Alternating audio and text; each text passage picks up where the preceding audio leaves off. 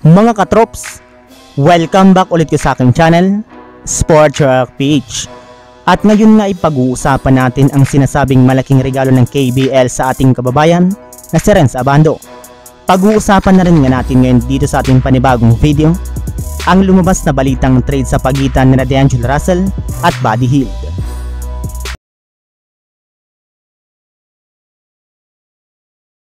Dahil nga po mga katrops, sa napakagandang ipinakita ni Renz Abando last season sa KBL at sa nagdaang 2023 FIBA World Cup bilang parte ng Gilas Pilipinas, ay hindi nga daw po malabo na regaluhan at bigyan siyang muli ng kanyang kupunan niyang KGC ng bagong kontrata. Yes, malaki nga po ang posibilidad na manatili si Abando sa KBL ng mas matagal.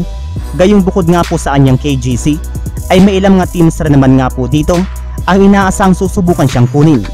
At kapag napanatili pa nga po niya ang kanyang magagandang performance, ay pwede nga po siya makatanggap ng mas malaki at mas mahabang kontrata.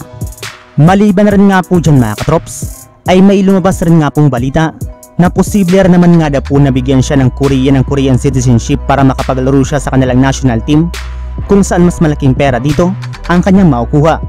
Pero paalala ko lang mga katrops, medyo malabo rin naman nga pong tanggapin ito ni Abando kung aalukin siya nito, gayong hindi rin naman nga po pinapayagan ang dual citizenship sa Korea.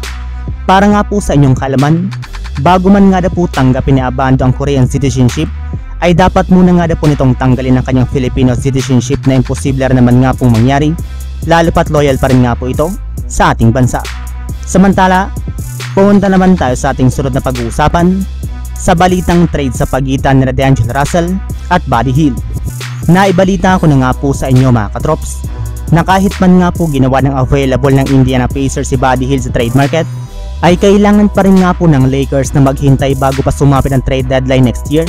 Kayong dito pa lang naman nga po nila magagamit ang kanilang mga hawak ngayon na trade assets. Isa nga po ang Lakers sa mga team na merong pinakamaraming movable assets sa darating na season ayon kay Mark Stein. Kaya maaari nga po nilang kunin si Buddy Hield anumang oras next year sa pamamagitan ng isang trade. At base nga po sa pinakahuling nilabas na balita ngayong araw, maaari nga daw pong i-offer ng Los Angeles Lakers ang kanilang mga players na sina D'Angelo Russell, Max Christie at isang future first round pick papunta sa Indiana Pacers upang sa ganun ay makuha nga po nila si Buddy Hield bago pa man sumapit ang trade deadline sa darating na Pebrero. So yun lang mga katrops, ang handog kong story ngayong araw.